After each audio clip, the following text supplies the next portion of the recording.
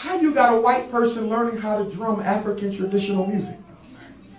And y'all act like we ain't supposed to recognize this. They don't belong doing that. That's not them. And it's not about hating nobody. It's about protecting your cultural product.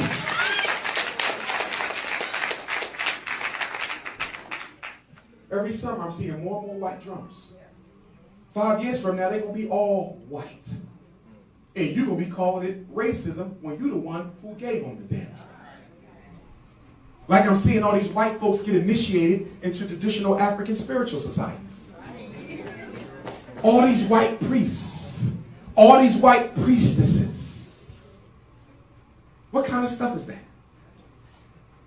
We ain't supposed to know that it's going on, though. You got to go and get a reading from a white person about your ancestors. And guess what's going to happen in 20 years? You heard it from me.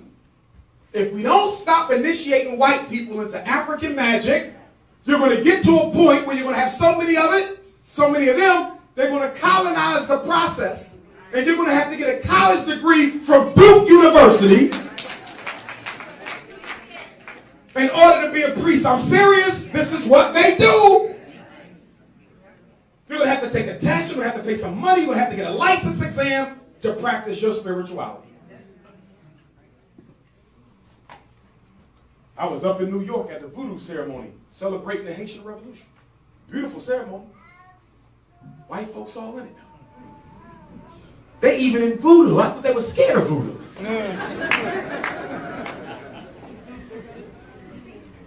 See, somebody made us hate being race first.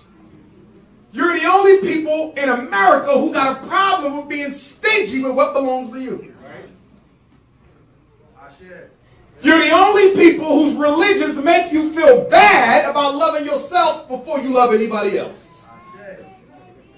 What did Dr. John Henry Clark said it? The essential selfishness of survival. You don't have that. You go shop in anybody's store, give anybody your dollar. You see this winter storm going on.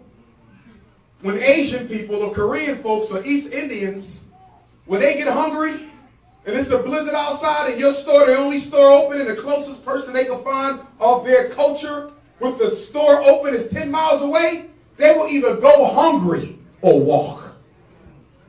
Because their cultural commitment is too high. They can't even give you a penny of their money.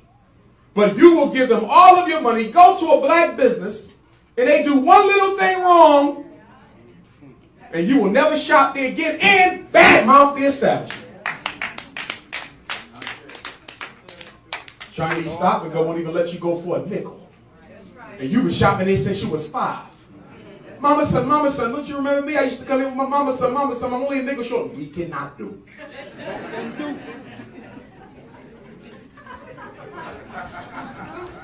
And you don't stop going.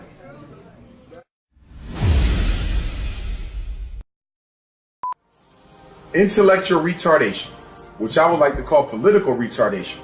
The failure to think realistically and progressively about one's political circumstance has a lot to do with the political oppression of black people. One of our biggest problems is we don't like to think for ourselves. We let hand-picked Negro leaders think for us. We have been married to the Democratic Party. For what? Why do black people vote Democrat every single election? Because the Democrats tell us that if we don't, the Republicans are going to harm us? My personal position is that we don't need to be married to either party. Because both of them are racist. Historically racist, contemporarily racist. Neither one of them cares anything about black people.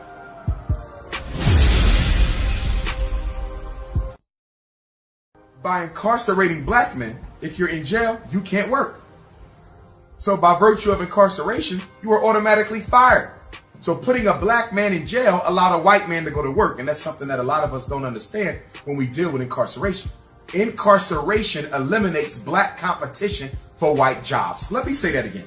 Black men going to jail eliminates competition with white men for jobs. So that was number one. The vagrancy laws sent more black men in jail, allowing for greater incarceration, more employment freedom and opportunity for white men. Second, they upgraded petty crimes into major offenses. So now things that will put you in jail for a couple days a couple weeks would put you in jail for years, because now petty crimes like theft became felonies. So now you're going to jail for significant amounts of time. So that was number 2. So number 1, the vagrancy laws. Number 2, the upgrading of petty crimes to felonies. And then the third thing that was done to pave the way for the modern mass incarceration system that we have, the government deliberately targeted crime that they considered to be black in nature. They looked at crimes that black folks were more likely to be accused of, not convicted.